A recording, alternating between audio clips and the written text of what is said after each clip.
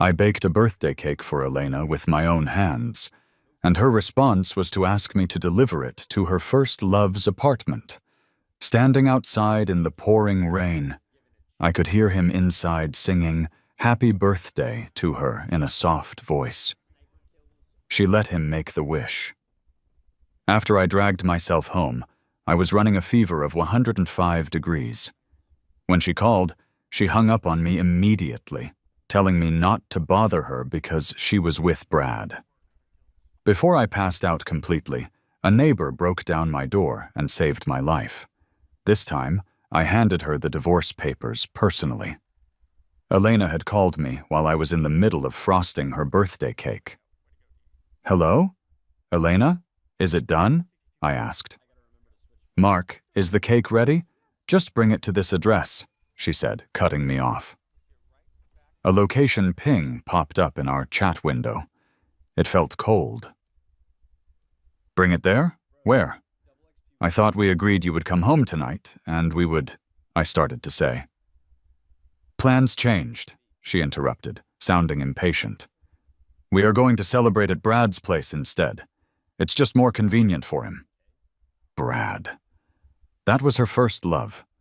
The memory she couldn't seem to erase, and the obstacle in our marriage that we could never seem to get around. On our wedding night, 3 years ago, she received a weak-sounding call from Brad saying he was alone and scared. Without a second of hesitation, she got dressed and left me there, simply saying, "Brad needs me," before disappearing into the night.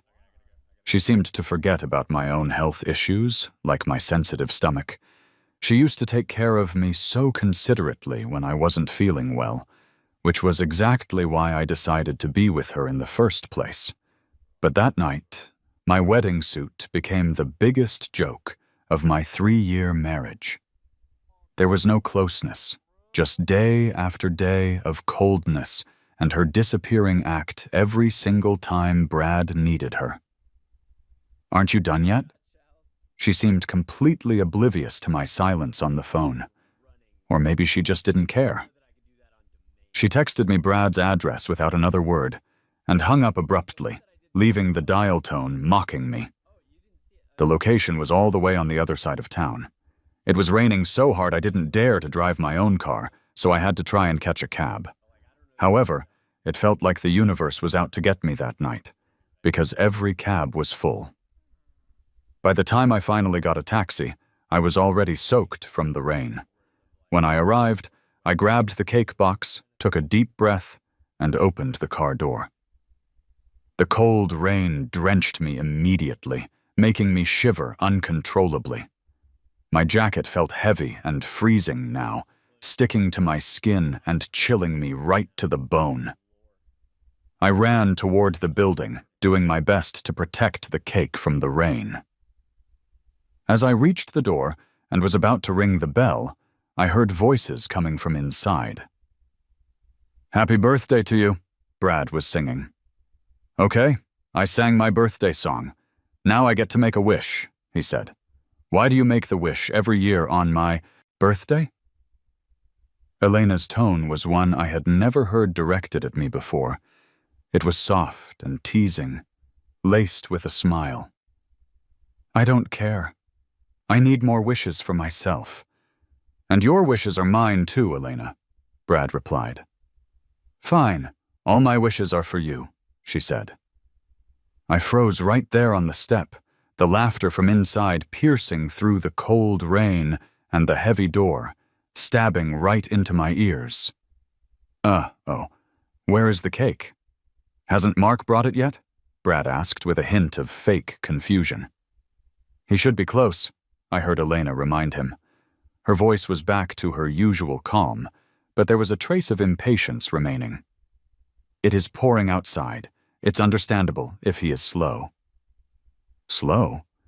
It turns out that in her eyes, I was just the servant who took his time delivering a cake. Nothing more than that. Suddenly, all the strength vanished from my fingers, and the cake box I had protected all the way there dropped to the rain-soaked steps with a heavy thud. I spun around, stumbling away into the torrential rain like I was escaping a plague. not looking back once. Back home, after closing the door, exhaustion hit me hard, making even the effort to take off my wet clothes feel unbearable. Everything went black, and my ears started buzzing. I knew this couldn't go on. Desperation drove me to find my phone. The water on my hands made the fingerprint unlock fail repeatedly, and my blurred vision couldn't quite catch the contacts. I tapped on the all-too-familiar name, Elena, by sheer memory. The long ringtone felt like a hammer strike to my ears, each one pounding deeper. Just when I thought no one would answer, her voice came on the line. "Hello? Why hasn't the cake been delivered?" "Elena," my voice cracked terribly. "I feel awful. My head, it hurts. I'm so cold. Can you please—" I struggled to finish the sentence, to ask her to take me to the hospital, but a violent cough stopped me, racking my body and leaving only painful gasps. There was silence for a moment. Then Elena's voice came back, noticeably annoyed. "Mark, stop playing games, okay? If you don't want to bring the cake, just say it. There is no need to make stuff up. Thank goodness Brad and I didn't wait for you." The busy signal droned on, cutting off my last thread of hope. Before I completely blacked out, only my own labored, weakening breaths echoed in my ears, growing fainter. 105 degrees. Lung infection. Acute pneumonia. Unconscious. If it had been a bit later. The snippets of conversation I heard were distant, carried by a professional calm tinged with subtle relief. It felt like my consciousness was struggling up from a cold seabed. I fought to open my eyes, focusing slowly after several seconds. An unfamiliar, concerned woman's face emerged. She was young, wearing a crisp lab coat with thin-framed glasses. Her eyes were steady and gentle. Seeing me wake up, she visibly relaxed, leaning in slightly, her voice soft. "You are awake? How do you feel? Don't worry, you are in the hospital. I'm Sarah. I live across the hall from you." Sarah? A neighbor? The young doctor I had barely seen before? Scattered memories began falling into place. The rain, the ruined cake, the laughter through the door crack, Elena telling me to stop it. It wasn't a dream.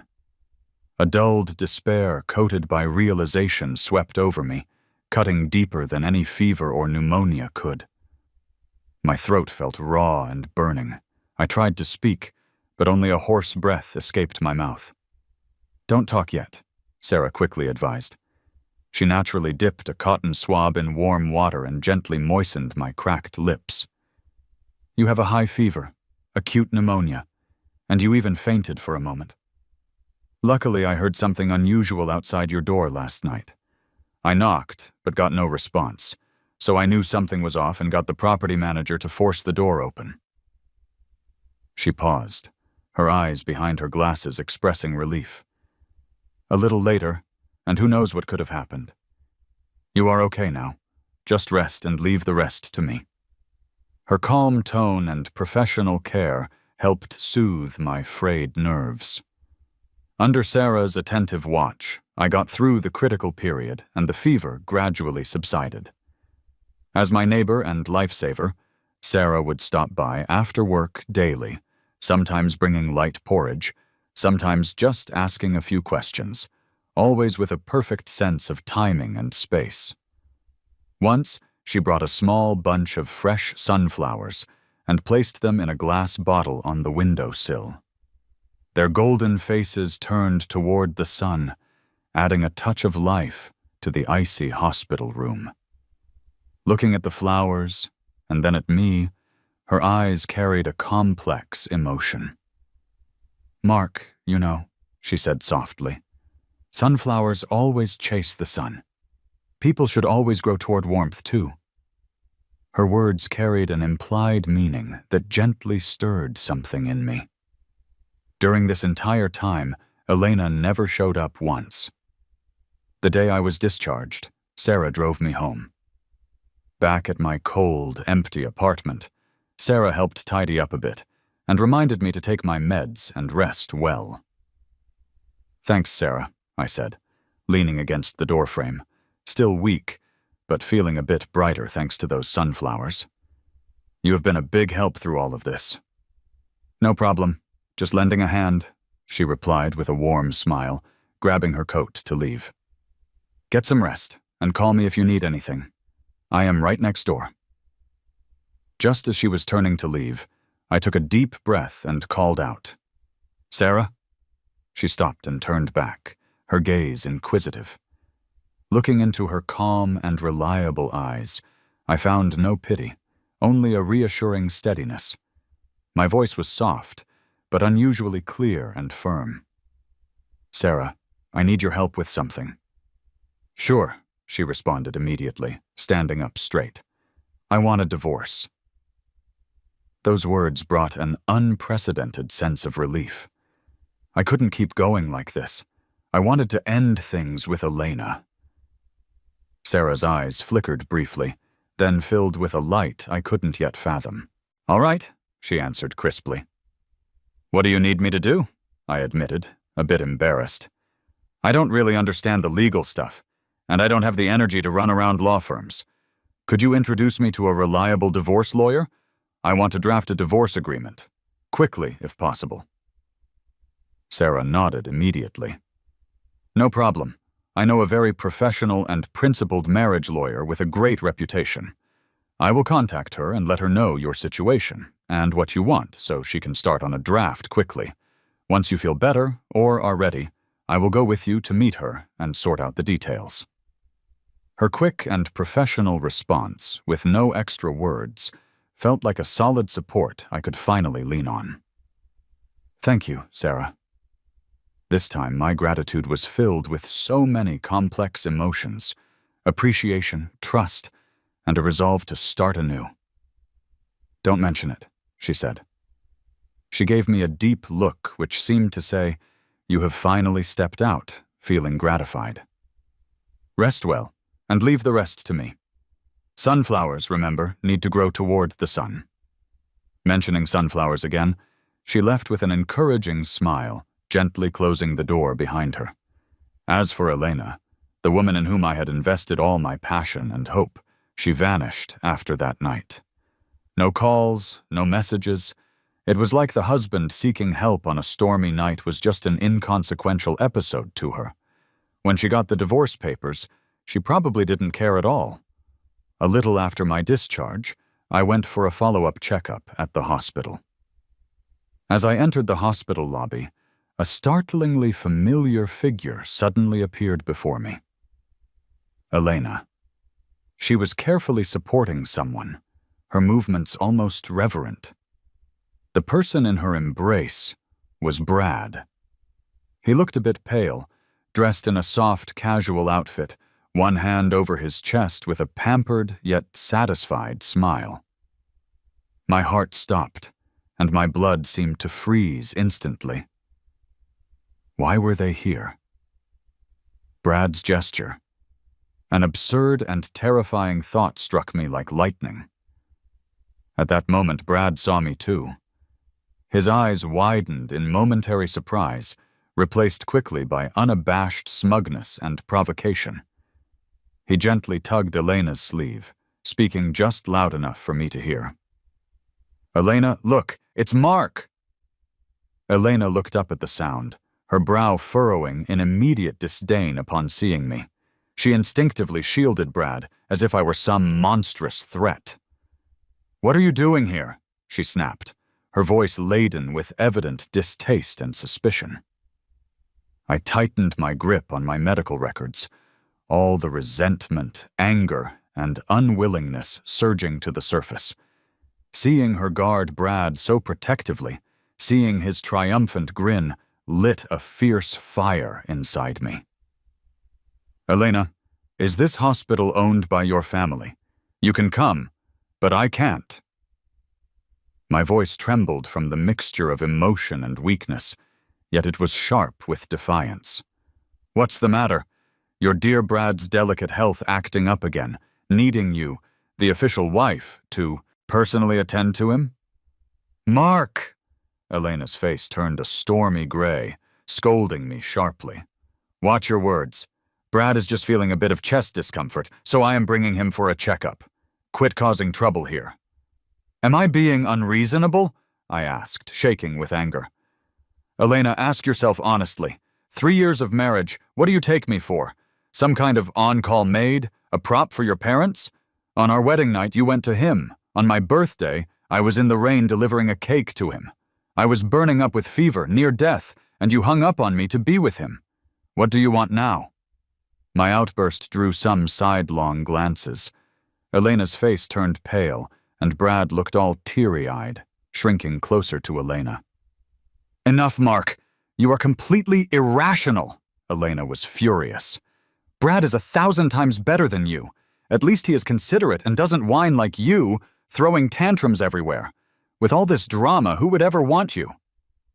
Her cruel words made me go dark for a moment, and I swayed from anger and weakness. That was when a steady arm supported my shoulder, keeping me grounded. Elena, watch your language. Sarah's voice was low, but there was an undeniable chill and force to it. I hadn't noticed her beside me, but her sharp eyes were fixed on Elena. Elena was clearly caught off guard by Sarah's appearance. She recognized the doctor who handed her the divorce papers, and her face twisted in annoyance. You again. Sarah, this is between my husband and me. Stay out of it. Husband? Sarah's lips curled into a small, mocking smile, and her grip on my shoulder tightened. If I am not mistaken, Mark has made it clear he is divorcing you. You are in the process of ending your marriage. Besides, bringing your lover here to publicly insult your not-yet ex-husband, doesn't that embarrass you? You... Elena was at a loss for words, her face red. Brad felt the disdain in Sarah's gaze, his face changing colors. Sarah ignored them, looked down at me, her voice softening with concern. Mark, your meds are ready. Let's get out of here. The air is not so great. With an arm around my shoulder in a protective gesture, she led me out without acknowledging Elena and Brad's glares. That hospital scene only strengthened my resolve to divorce. Once I felt a bit better, I contacted the lawyer again. I didn't want property or the house, just a quick, complete severance of this disgusting relationship. I faced Elena again at the lawyer's office. Elena arrived late as usual, wearing her typical look of indifference and impatience, as if she were signing an insignificant contract. She barely glanced at the revised agreement, then sneered. Giving up everything? What's your game, Mark? Acting noble? Trying to make me feel guilty? Just sign, Elena. My voice was tired, but calm. Let yourself go. Let me go too. We are long past anything worth keeping. The past 3 years were just a ridiculous mistake. My calm seemed to sting her. She showed a flicker of stiffness before reverting to irritation. Fine, as you wish. Eager to rid herself of the hassle, or angry at my clear boundary, she hastily signed her name with a dramatic flourish. The scratch of the pen on paper severed our last imaginary tie, marking the official end of our cold 3-year marriage. The lawyer gathered the documents, confirmed everything, and I stood, eyes on the lawyer. Johnny, does this mean that legally we are no longer married? Yes, Mark. All the paperwork is complete. Your marriage is officially dissolved. Thank you, I murmured, as if verifying a mundane fact, then turned away without looking at Elena, heading straight for the door. Outside, a familiar car pulled up. Sarah stepped out, having perfectly timed her arrival, waiting for me. Is it done? She asked, her eyes gentle with subtle concern. Yeah, completely done. I nodded, feeling a lightness in my smile that I hadn't experienced in months. Elena followed out, catching sight of Sarah and me smiling at each other. Her face darkened, signing frustration turning into malice. She stepped forward, gaze darting between us, a mean-spirited smirk forming. Oh, that is what is happening. You ditched everything so quickly because you already have a replacement lined up? Quick work, Mark. Sarah? She intentionally elongated her name with mocking emphasis. So you are playing the helpful neighbor, huh? Her vile words dripped with insult. I shook with anger, ready to retort. But Sarah stepped between us first. Standing straight, she looked directly at Elena, exuding a cold presence that made Elena take an involuntary step back. Sarah wasn't just the warm neighbor doctor now. She felt like a guardian. Elena, Sarah's voice was firm, resonating in the street with unyielding authority. Watch your tongue. Mark is no longer legally tied to you. His life is none of your concern, let alone yours to disrespect. As for me, she paused, looking at me with unveiled, steadfast emotion, then turned back to Elena. I have been waiting a long time, waiting for the chance to stand by him openly and protect him from getting hurt again. The opportunity you wasted, I will make sure to cherish. She put out her hand, signaling Elena to leave, firm and undeniable.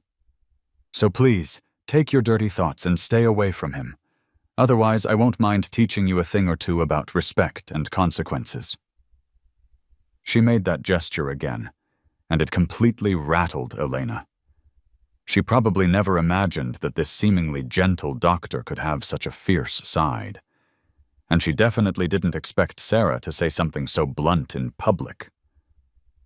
Elena looked troubled, her lips moving like she wanted to say something harsh, but under Sarah's cold, piercing gaze, she just huffed, looking embarrassed and a little scared, and then turned and hurried away. Watching her hurried figure fade away around the street corner, I finally began to relax. Just a mix of feeling wronged and scared, overwhelming me, and I couldn't stop my eyes from welling up. It is over now. Sarah turned to me, her eyes softening. She gently patted me on the shoulder. It is all in the past. I am here now. Sarah was there to help the entire time I was moving out of the apartment. She was quick and thorough, packing things up neatly and getting to the heavy stuff before I could. She even wrapped fragile items in thick padding. Watching her busy, caring presence made me feel secure. While going through old stuff, I found an old photo in a dusty college album. It was taken backstage at a school auditorium during a speech competition. There I was, in a white shirt, holding a trophy, bursting with pride, next to a shyly smiling girl in a volunteer vest. It was a much younger Sarah. Had we really met this long ago?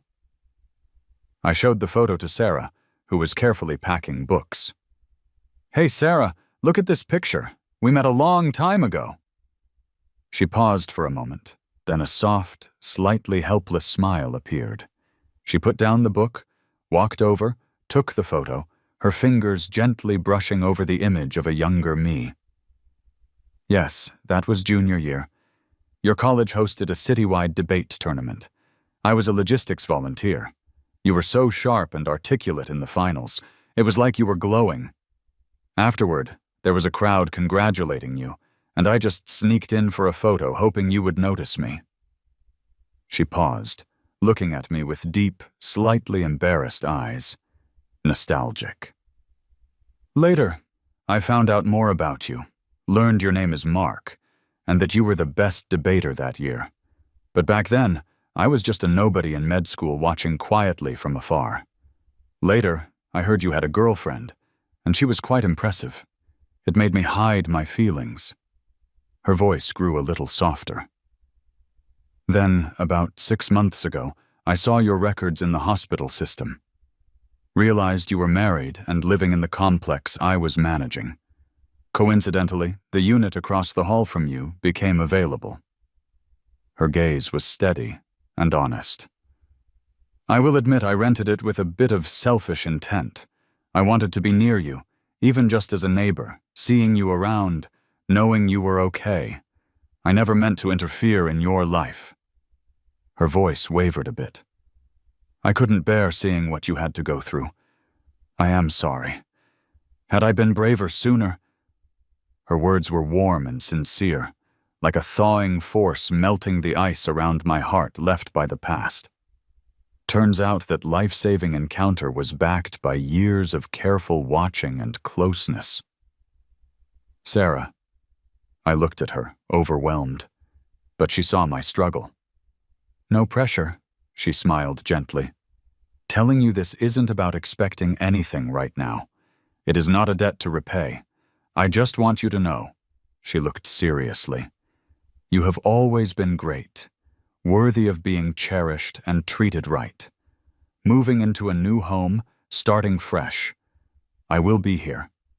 As a suitor, waiting for you to turn and see me when you are ready for new possibilities." With Sarah's quiet companionship, I was like a plant finally getting rain, able to grow past the shadow cast by Elena. Staring at a fridge devoid of dinner ideas, the doorbell rang. Sarah stood there, eyes bright, holding a familiar thermal container. "Hey, I made some yam and pork rib soup. It is light and good for the stomach," she said casually, as if talking about the weather. Taking the heavy container, warmth spread from my fingertips to my heart. It felt surreal. I used to cook for Elena, but she would only criticize or say she wasn't hungry, never caring if I was, let alone cook for me. I teased, "Sarah, your house is on the east, mine on the west. Your on the way is quite a stretch, huh?" Her ears seemed to redden slightly, but she remained adorably earnest. "I was at a meeting at the community hospital, found a new route back, and your balcony angle is great for sunset and solving medical puzzles." I chuckled, the warmth in my heart like melting sugar. "Is it for medical puzzles, sunsets, or making sure I eat?" "A bit of everything," she smiled warmly. "Now enjoy while it is hot." "Yes, ma'am," I playfully saluted her, earning a serene yet indulgent shake of her head. Life started getting back on track. I found a job I loved where I could use my skills and slowly settled into online courses. The weekend afternoon was just beautiful with the sun shining bright. Sarah came by and suggested we go for a walk at the nearby wetlands park. "Want to go for a walk? Some fresh air would do us good, better than being cooped up at home drawing," she said, leaning against the doorframe with a relaxed look, twirling her car keys in her hand. "Sure, my neck is a bit stiff anyway," I replied, standing up and stretching, feeling my whole body loosen up. The path in the park was winding with dappled shade from the trees. We strolled side by side, enjoying the rare leisure and each other's company. "How is the new job? Is that grinning boss still giving you a hard time?" Sarah asked, her tone caring and her gaze serious. "It is all right. He actually praised me today for the clarity of my plan." My eyes lit up as I couldn't help but share this small achievement with her. "You wouldn't believe it. Last week he made me revise the PPT 8 times. By the 8th time, I almost popped the delete key off the keyboard to throw at him." I exaggerated with my gestures. Sarah chuckled at my tale. Her low laugh was soothing as a feather tickling my heart. Wonderfully pleasant. "Sounds worthy of a keyboard toss. But you held up, so kudos to you." She paused, a hint of pride in her voice. "I told you you have got potential. You will handle it.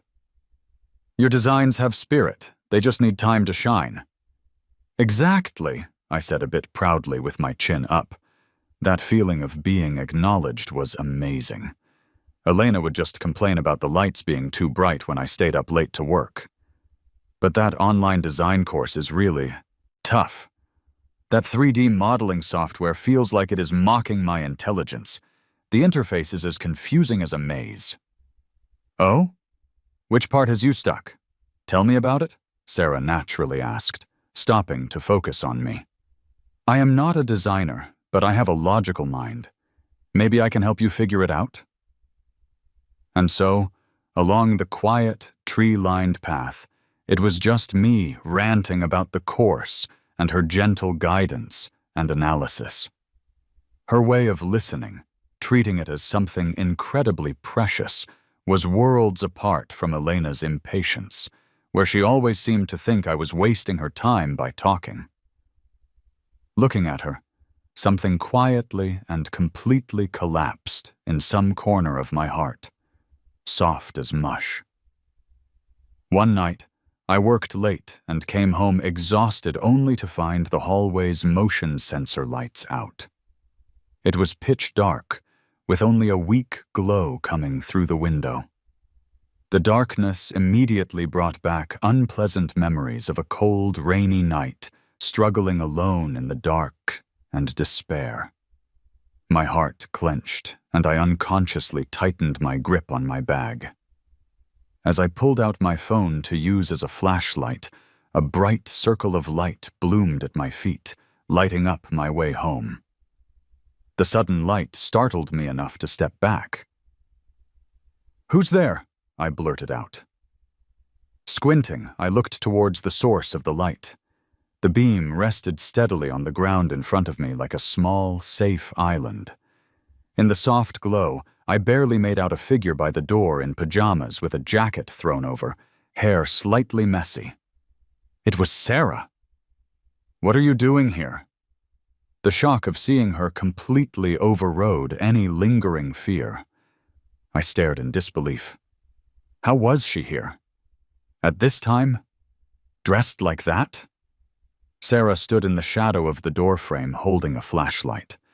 She seemed a bit apologetic, her eyes shining brightly and warmly in the light. "Did I scare you? Sorry about that," she said with an apologetic smile. "I just moved in right next door." "Next door?"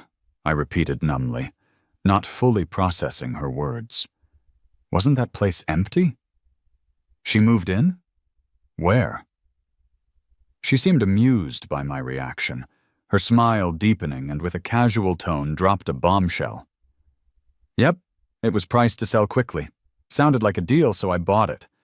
Thought it would surprise you." Bought it? Those words went off like a bomb in my head. I gasped, freezing up, staring at her in disbelief. Buy a house? Just to surprise me? The information hit like a tidal wave, sweeping away any remaining fear, leaving just overwhelming shock and warmth. Turns out someone could always be there when you need light. This crazy direct gesture, this small but heavy surprise, was something I never dared to hope for in 3 years of marriage with Elena.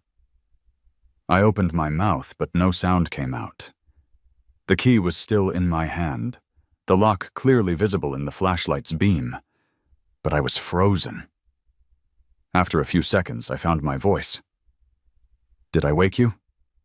Sorry. "Nope, just up to get some water," she said nonchalantly, the flashlight beam steady on my lock, helping me see every move.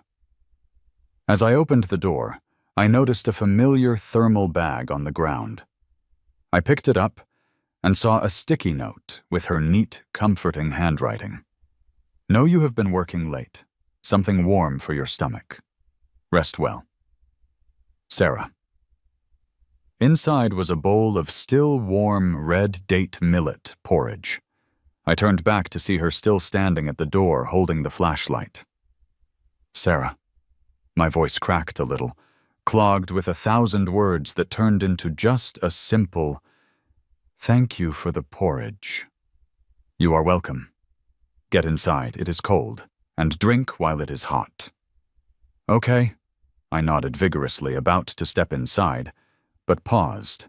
A strong sense of reluctance and anticipation bubbled up. I turned back to her, a hint of excitement and shyness I hadn't noticed in myself, asking softly, "So, see you tomorrow?" Sarah seemed a bit taken aback. Then, with a voice full of warmth, "Yeah, see you tomorrow. I am waiting." Such a simple "I am waiting" felt sugary sweet. I quickly said, "Good night," almost darting inside, closing the door, leaning against it, unable to suppress a smile. The warm porridge seemed to carry that sweetness too. Only after I shut the door a moment later did I hear her door close softly. The hallway fell silent again, darkness reclaiming its hold, but this time my heart was full of anticipation for tomorrow. This time, the light didn't disappear. It lived next door, and we agreed to meet the next day. A typical Friday night, Sarah said her department was unusually free and invited me to a new riverside restaurant to celebrate my project's success. I happily said yes. The food was exquisite and delicious. We chatted about work and the fun stuff in life. The atmosphere was relaxed and cheerful. "Try this. It is their signature dish," she suggested. I was looking down when Sarah suddenly surprised me from behind with a bouquet of roses. "From the moment I saw you in college, your light shone into my life. Later, fate brought us back together. Watching you weather the storms, struggle to rise from the mud, and slowly shine again, my heart ached, but I was so thankful. Thankful to be close when you needed it most. Mark, I love you. It is not pity, not impulse. It is a deep-seated desire, appreciation, and the wish to protect you for a lifetime. Why do I always seem to be around? Why do I always show up? Because walking towards you is the only road I want to take in this life. Protecting you is my nature." Her gaze fell on the flowers, then deeply into my eyes. "Mark, they say confessions often start with a bouquet. Will you be with me?" Tears welled up unexpectedly, blurring my vision. The stark contrast between past coldness and the rushing warmth of the present was overwhelming. Elena gave nothing but neglect and hurt. But Sarah, with all her heart and actions, built a warm, solid, safe haven for me. She knew my wounds and cherished my strengths. She offered respect, understanding, meticulous care, and an unwavering choice. My heart was so filled with joy and comfort it almost overflowed. I looked at her. Tears fell as I beamed the brightest smile, nodding hard through the lump in my throat. "I will, Sarah. I will." A huge glow of joy and relief exploded in Sarah's eyes. She stood up, wrapped me in a tight embrace. The gentle applause and joyful laughter resonated in the restaurant. Everything else faded into the background. I buried my face into her warm neck, inhaling her familiar scent, feeling her strong heartbeat. "I love you, Mark." "I love you too, Sarah." I held her, as if holding the whole world. "Thank you for waiting, for loving me all this time." Days with Sarah are simple and warm. News about Elena seems to surface unintentionally like ripples on water. Once at a cafe near our place, Sarah and I were discussing my new design ideas. Next to us, two well-dressed gentlemen were talking. One spoke in a lowered, gloating voice. "Elena, she is not doing well lately." "Oh? Isn't she with her true love, Brad? Heard he treats her like a princess." "He is indulgent, sure, but life has been rough. Our Jimmy works with her company. He said her home was a mess. That Brad, such a man can't do any chores, not like someone who could make a home. Back in the day with Mark, Elena always had hot meals waiting. Heard Mark knew the sweet-to-spicy ratio for her favorite sweet and sour ribs. Now, order in or let the maid cook, and she is never satisfied. Changed maids over 10 times, and now nobody wants to work there. Last time her gastritis flared up, all she wanted was some porridge. Brad said it was troublesome and tossed her an instant pack instead." "No way. She didn't say anything? What could she say? Her choice. Heard one night she wanted noodles after a late meeting. Brad just stormed off. Her assistant ended up ordering takeout. Her face was priceless. I sipped my coffee, feeling nothing inside. A while later, unusual signs appeared in the financial sections. Sarah noticed on her tablet, "Seems like TG Group has trouble with their funds." I wasn't interested, just continued spreading jam on Sarah's toast. Before long, rumors in social circles started swirling. Supposedly, Brad got into collecting antique paintings. Elena hesitated, thought the prices were too high and the company's cash flow was tight. Brad threw a fit, accused her of changing, not loving him, not even supporting his small hobby. He stormed out, stayed in a hotel for days. Elena was at her wits' end calming shareholders and had to coax Brad back. Ultimately, that insanely expensive painting ended up in Brad's study. Brad's greed was insatiable. Elena's tolerance was steering herself toward the cliff edge. The collapse came swiftly and utterly. One weekend evening, after picking up some household items, Sarah and I headed to a new restaurant nearby. Passing through the city center mall, a heated argument caught our attention. Under the mall's dazzling lights was Elena. She was desperately holding on to a well-dressed, arrogant man, Brad. Her face was a mix of chaos, anger, and humility. "Brad, you can't leave. Where did you put the money and the company seal?" Elena's voice was hoarse, trembling with despair. "The accounts are empty. The project's funding chain is broken. Creditors are blocking the doors. Tell me, what the heck did you do?" Brad flung her hand away, his usual gentleness replaced by unabashed coldness and disgust. "Elena, get your facts straight. That money was your allowance you willingly gave me. The seal? You handed it over drunk? Forgot already? The company's failures are on you, not me." "Allowance? It was the company's lifeline. Billions. And those mortgage papers?" Elena's eyes were wide with wrath, almost lunging at him. "I gave you everything. How could you do this to me?" "Everything?" Brad sneered, looking at her like trash. "Elena, what do you have other than some money? You are dull, rigid, don't even know what music I enjoy.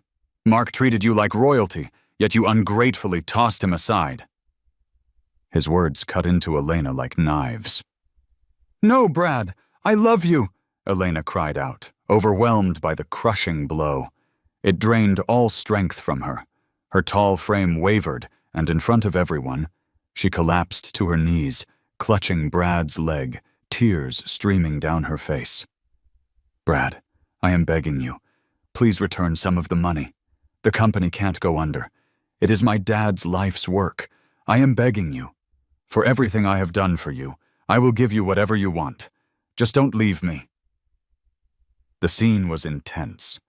The once proud, cold woman who was always so harsh with me was now pathetically kneeling at the feet of her so-called true love, begging. Brad, on the other hand, looked annoyed and eager to shake her off.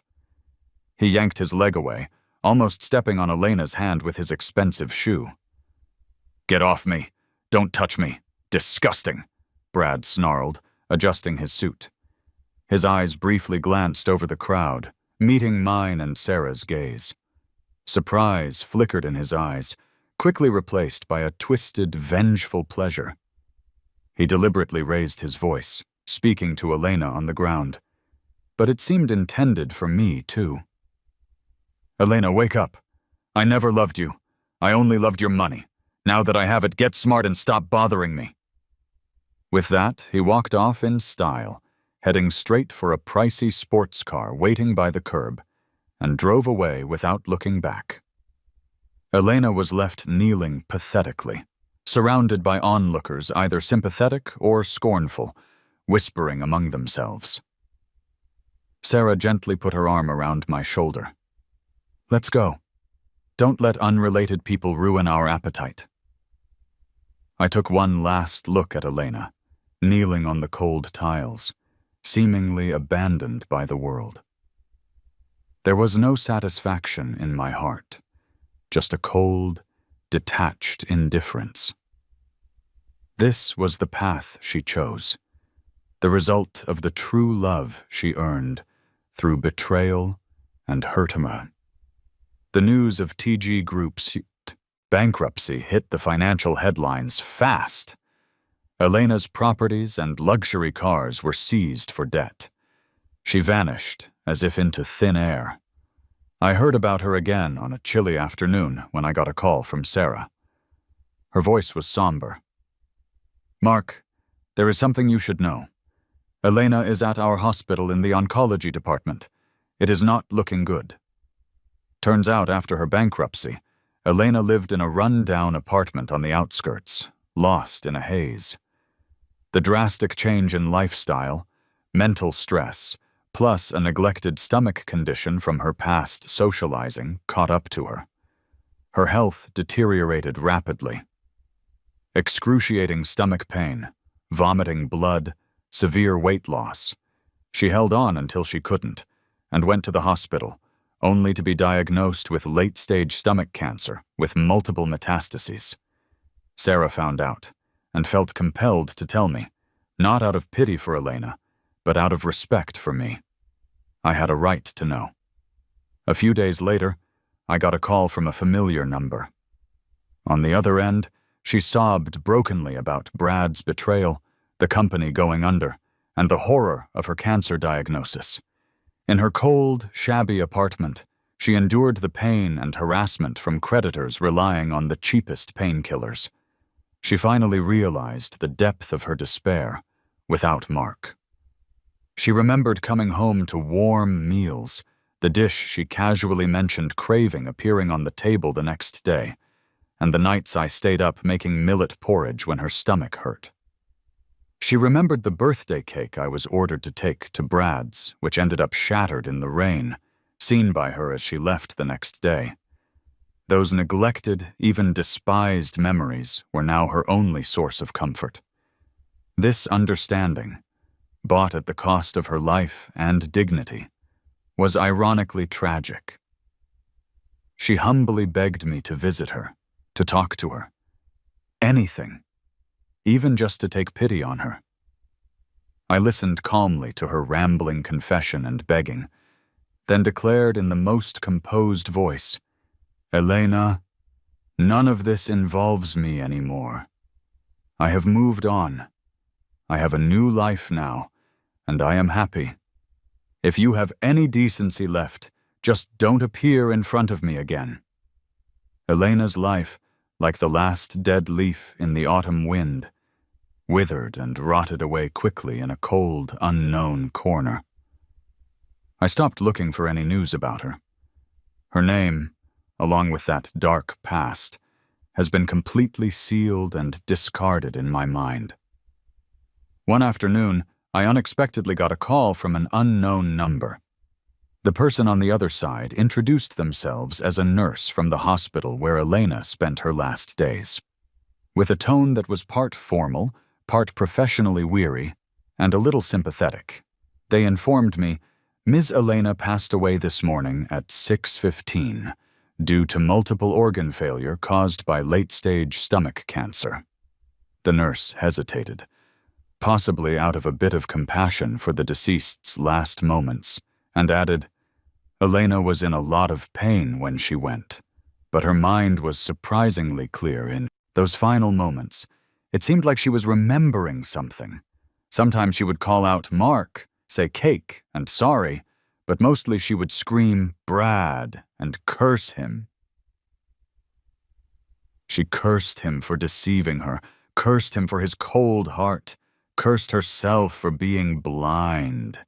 In her last few hours she kept crying, constantly muttering the word retribution. There was no one with her. Sigh. Holding my phone, I looked at the gray sky and the cold rain outside without a single ripple of emotion. In the end, she faced the grim reality of Brad's money-driven love and finally remembered all I had done for her. Unfortunately, This late epiphany held no meaning. Her hell was self-made. I exhaled softly, and the white mist formed a small patch of fleeting warmth on the cold glass, quickly disappearing, leaving no trace, as if that past was exhaled and vanished into the air. Turning around, I saw Sarah just got home from work carrying fresh vegetables and a lively fish, with little raindrops clinging to her scarf. She changed her shoes and looked at me with gentle eyes. "Would you like some fish soup tonight? It is cold, good to warm up." "Sure." The kitchen soon hummed with the sounds of cooking, and the delicious aroma of fish soup started filling the air. Sarah, wearing an apron, busied herself at the stove while I stood by helping to wash vegetables, occasionally exchanging a few words, contemplating whether to add some white pepper to the soup for warmth. The warm light enveloped us, casting our soft shadows on the wall. The past is dead, and my future, bathed in this warmth and care, is unfolding with vibrant life. Where am I going? Who? Me? I'm gonna come to storage. Who? Me? Chemical storage. I'll go in for the that. sniper tower, west. 240. Not me. I'm in chemical storage. Jumped off the sniper tower, redeployed to 330 north. Not me. Run up I'm this hill with in me. chemical Run storage. up this hill. They have a tank inside the warehouse. They're hiding it. They're hiding I it. want to meet these guys. I want to meet these guys over here. I don't know. They don't want to meet you. We meet them.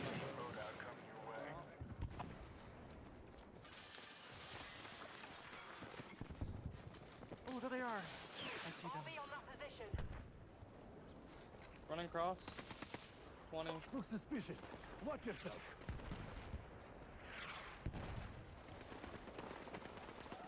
Not two. And we're on the fence.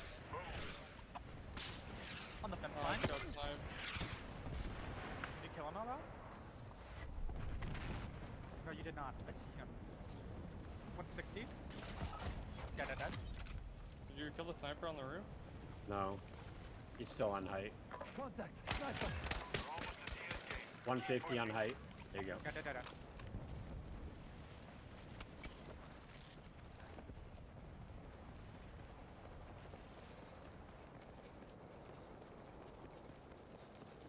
I'm running height. Alright, heads up. Sniping on me. Fire support. Hang on, enemy combatants in the warehouse underneath me.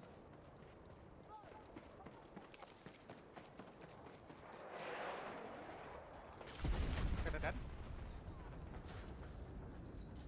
Mobile redeployed by the... Oh, there's a tank by the zipline launcher.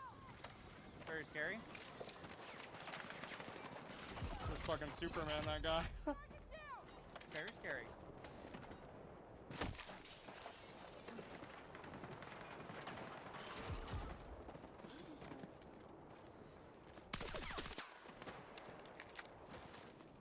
Where's the last guy? Last team has a tank by the vehicle trailer. At 180, 110. I'm keying. They're so low. They have to replay it right now. They're low as fuck. They had a tank. Way to step it up. They still have a tank. 170. Position mark. Send it. Yeah, you got it.